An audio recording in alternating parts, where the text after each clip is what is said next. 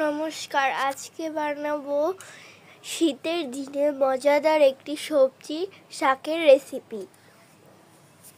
এর জন্য প্রথমেই নিয়ে নিতে হবে। এবার পুঁই শাকগুলোকে কেটে ধুয়ে নিয়ে নেব। আর নিয়ে নিতে হবে আলু, বেগুন, গাজর। এবার তেলের মধ্যে দিয়ে দিতে হবে 5 ফোড়ন দিয়ে এবার সব ভালো মতো ভেজে নিয়ে এবার দিয়ে দিতে হবে আলু দেওয়ার পর দিয়ে দেব গাজর। আলু আর গাজর দিয়ে এবার এর উপর দিয়ে দিতে হবে লবণ।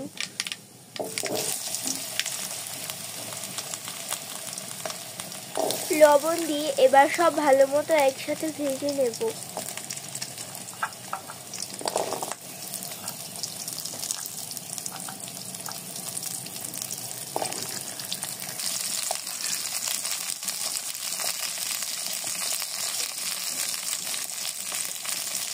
আলু আর গাজরটা ভালো মতো ভাজা হয়ে গেলে দিয়ে দিতে হবে বেগুন কুচিটা দিয়ে এবার আবার সব ভালো মতো একসাথে ভেজে নেব।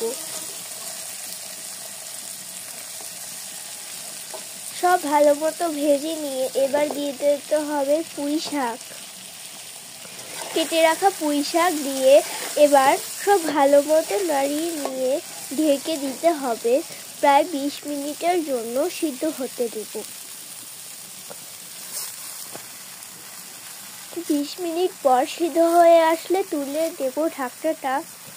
এরপর দিয়ে দেব কাঁচা মরিচ কুচি।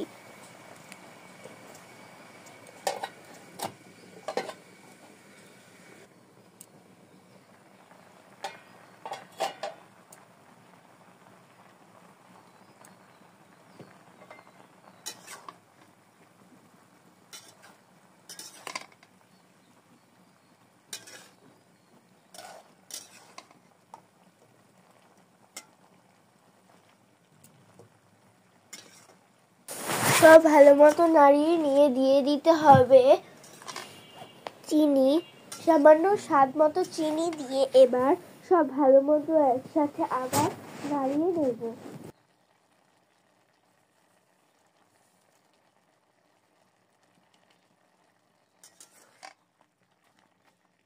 এবার দিয়ে দিতে হবে জিরার গুঁড়া ও চালের গুঁড়া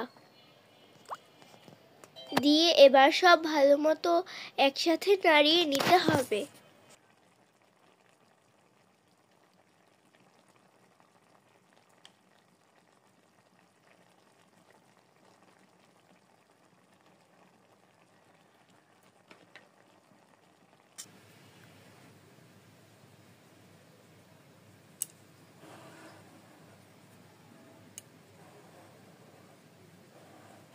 ব্যাস, তাহলেই তৈরি হয়ে যাবে মজাদার শাকের রেসিপি।